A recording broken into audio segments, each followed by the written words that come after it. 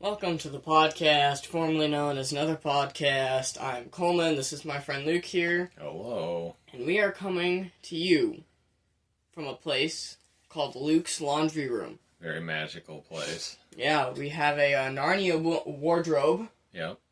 And an accordion. Yeah. Well, if you're going to Narnia, you want to bring an accordion with you. Yep. We also have one of Luke's lightsabers. Yep. It's very sturdy, and people would think don't break it because it's expensive, but I feel like it would break more things than it would break. Yeah. I mean, that's part of what you're forking out the big bucks for, is make it sturdy enough that you actually can whack each other with them. And because I was mowing the lawn for the library this summer, so I got money now. Weren't we all? I was making money this summer, and so I was like, I want one of those. My mom's like, you don't need to spend like almost $200 on that, and I'm like, but I want it. Yeah. Well, people just don't understand how expensive things are. So, although I have to include myself in that because I'm old. 36 years old. Yes. But Not 36 years young. 36 years old. Yes. Yeah. We are sitting next to the washer and dryer. Yeah, I mean, we're recording from the top of the washing machine. It's wonderful. We also have an AC department thingy here, so... Rolling pin. And a sign that says, bless this mess. Which it is. And a sewing machine. And a band picture of you. When you were in band. Yeah. Doing the live long and prosper thing with your saxophone. I'm always trying to remember stuff like that when I'm doing the laundry. Well... Yeah, let's talk about something not real, so that it'll be interesting. I have something that... You do? Okay. I felt like we need to, think of this. I thought of something new. Instead of MPH, miles per hour, it's MMPH. Million miles per hour. So, if you go 1 MMPH, it's 1 million miles per hour. Okay. So if you go 85 MMPH, it's 85 million miles per hour. Yeah. So, how much would that take just to, get it to light speed? I don't know, because I'm always perpetually forgetting. I can never remember what the speed of light is, so... Yeah, well, great job, Coleman. You brought up something that neither one of us knows. Yeah. It's like we're already playing impossible trivia. But it's not. I just thought it would be a fun idea to, what vehicle would be able to do an MMPH type thing? Not a real vehicle. We're talking about, Well, yeah, I mean, all your basic science fiction vehicles have to be... Okay, so... speed of light is 670,616,629 miles per hour. So if you go... See, I googled C in miles per hour. So because I'm fancy like that. I know that C represents the speed of light. So as long as you're going at least 680 MMPH. Then you're going faster than... the speed of light. Okay. Yeah. So what vehicle do you think would be able to hit that? I mean, most of the Star Wars vehicles would be able to probably hit it because you're going the speed of light. But probably a Buick LeSabre. I'm thinking Ford Ranger. Ah, yes, for sure. Yeah, and moped. Yep. A Segway. A minivan. Yeah. For sure. Well, as long as it's not one of those extended cabs. Yeah. And a dishwasher. Right. The dishwasher spins at least twice that fast. Yeah.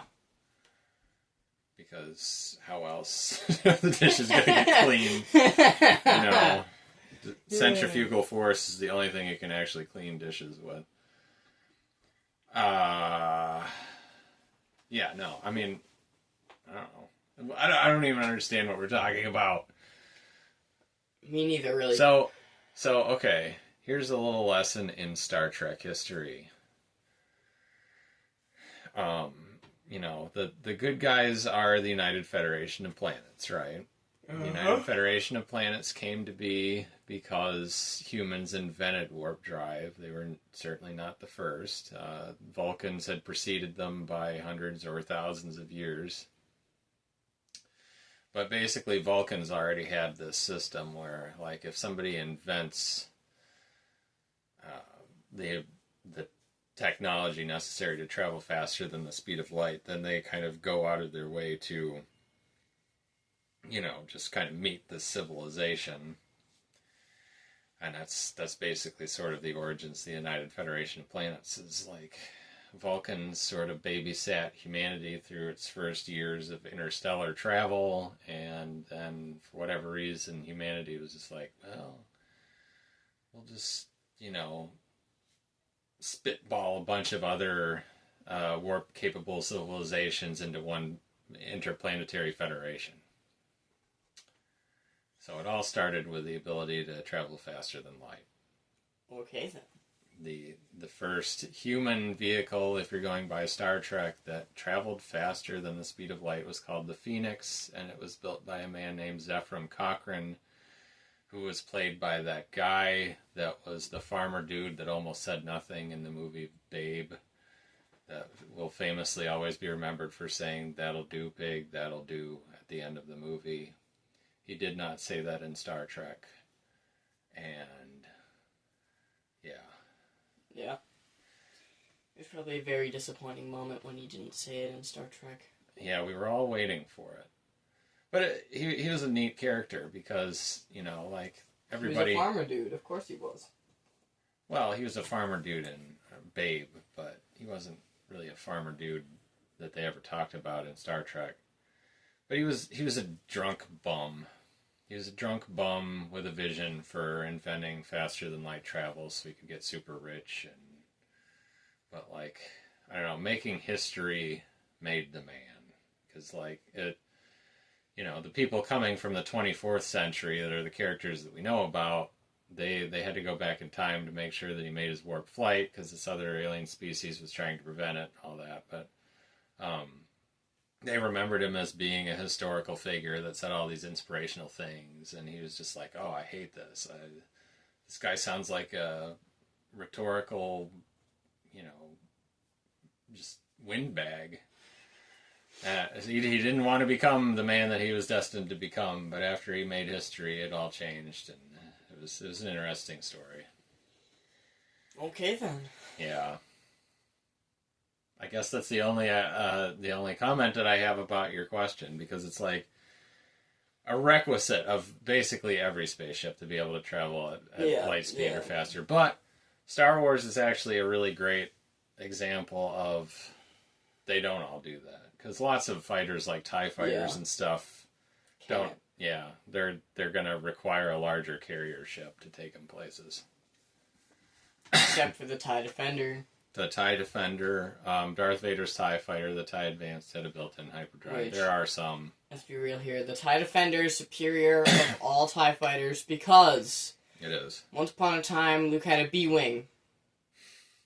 And this TIE Defender... We're talking about me, not Luke Skywalker. Yeah, and a TIE Defender and 2 escort TIE Fighters flew over and blew it up. Yep. He was very... disappointed, devastated. I was, but I had a sort of an unusual moment in my life where it was like, I'm not going to let this get me down. I'll just rebuild it. So he spends 10 years. It's more years every time you tell the story. Okay, I don't remember the original. I think it was 3 years was the original. Okay. But we can make it 10, whatever. He spends to about 3 to 10 years in between there to rebuild his B-Wing. Yep. As soon as he builds it, puts the last part on, and he sits there and he looks at it and goes, what a piece of work. The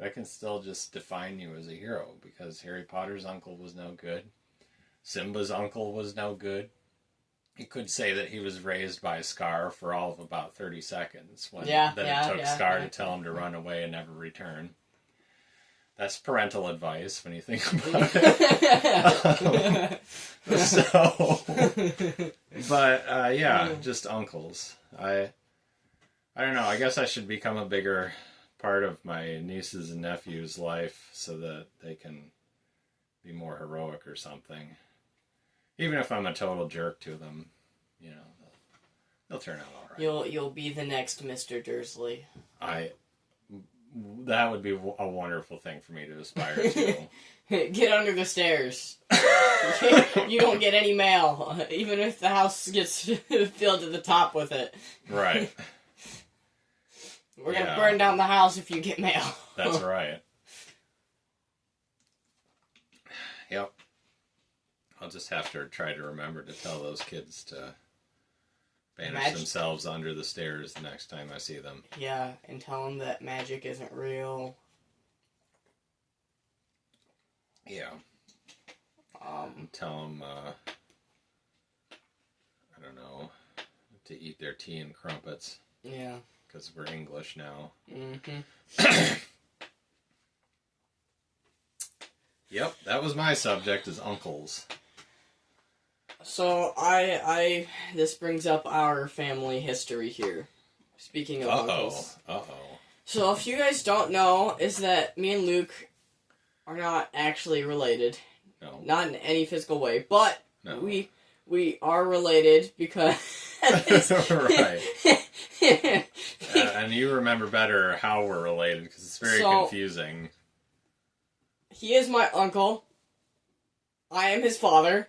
Right. He is my sister is his aunt. Yes. But he has no relation to my mother or my brother. Yep. And I think my dad is like his grandfather or something. I don't remember what your dad is. I don't remember either. Maybe he's like a step cousin. I think he might be a step cousin. Sure. I don't even remember. But figure out how that all works and do the math for us. Yeah, we're lost. Do the math. Put it in the comment of the week or something, because we desperately need one.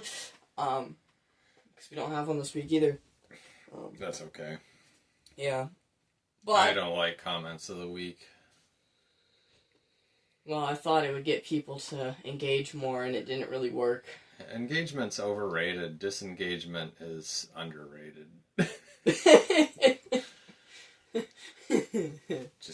Yeah. So, if one's overrated and one's underrated, always do the underrated one. Right. Yes. Always do the underrated one. I think that's the prevailing wisdom.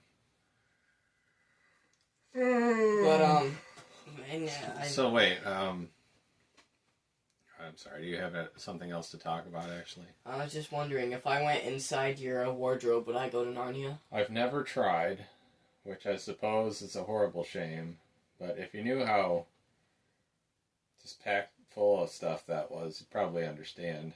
Narnia is a crowded place. Yeah. With the White Witch and the Telmarines and that lion.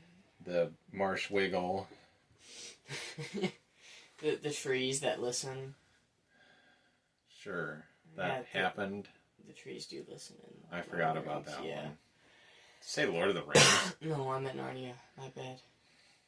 We could talk about Narnia in theory, except for that I can't ever think of anything to say about it. I've only watched the movies and read one. The not even the first book. I did not read The Boy and His Horse. No, I just opened the Lion, the Witch, and the Wardrobe. And The Boy and His Horse, I will say, gets a very mixed review from me, because they go to the witch's planet. Because, I don't know. C.S. Lewis just kind of did whatever he wanted to do. He didn't have, the same level of continuity as, Tolkien did. This is Rowling. Yeah, well, I don't know. I have to compare him to Tolkien on purpose, because you haven't read Rowling's books either. No, yeah, that doesn't help. the thing with Tolkien and Lewis is that they were friends in real life. It's a defining attribute of the way that both those men wrote, because basically they wrote quite often just to spite each other. I mean, maybe this is just a sickeningly, maybe everybody already knows this. I don't know, but I was told that C.S. Lewis started, Narnia out at a lamppost because of the fact that, Tolkien just happened to come into their little meeting or whatever and start ranting about how he just kind of hated lampposts. There's just nothing magical about lampposts. So he put a lamppost in Narnia? Okay, he's like, I will define my magical world with the exact item that Tolkien said had no magical, so properties about it. What you're saying is, if you ever need inspiration, I just need to come in and just start complaining about something. Yes, and then I will do exactly the opposite of what you complained about. Yes. That's the way, men with a healthy respect for each other write. Yes. They just do it to needle each other. But anyway, whatever. We're way off of whatever subject we might have had at one point. Maybe we ought to make this a short one, because we don't even know what we're doing. All this laundry, smelling this beautiful detergent smell. It's getting to us. Well, you're going to have to go first for Impossible Trivia. I got one. By the way, it's Impossible Trivia. Okay. Hopefully that was enough time for the new theme music. Yeah! Theme music! Yes, we have new theme music. Okay, you're gonna have to go first so I can think of an Impossible Trivia question. I don't know how you can possibly consider the answer at the same time you're trying to come up with a question, but whatever. Here we go. My Impossible Trivia question to you is, we all know that Star Wars happened a long time ago in a galaxy far, far away. Well, I guess you have your pick. Either tell me how long ago exactly, or how far, far away. So, first we gotta figure out how far is. Then, once we figure out the numbers of how far away far is, then we can double that, so then we know how far away is. Okay. That's a good mathematical prerogative. So, first of all, how long would you say far would be? I mean, we're talking about galaxies. I would think at least 800 feet. At least 800 feet? At least 800 feet. Okay, so we're going to say 900 feet for far. Okay. See, it's 1,800 feet away? Yeah. Whoa. Dang.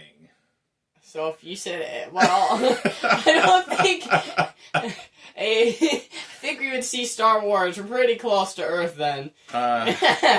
You're right. I'm not thinking in those astronomical numbers. But it should have been like... But I guess also, if you're really thinking about it, how far away would Hollywood be? And that's how far away is. So, like, maybe 800 miles then.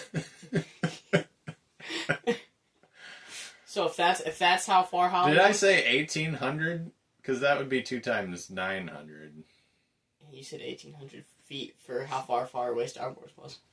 Okay, so that should have been 1,600 feet. Yeah. Wow. I am just... Well, I said let's take 900, so... Call that we dodged anyway. Yeah. Yeah. Anyway... I have my Impossible Trivia question. Okay. So we all know that space is cold. Very cold, right? Yeah, it's like... So here's the question. Probably 32 degrees. That's freezing, Yeah, so here's the... So here's the question. Oh. So here's the question. All right. How did they keep spaceships warm? Because you would assume they had heaters, but they never showed a heater.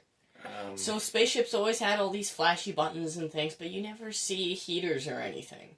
Well... So how would they keep them warm?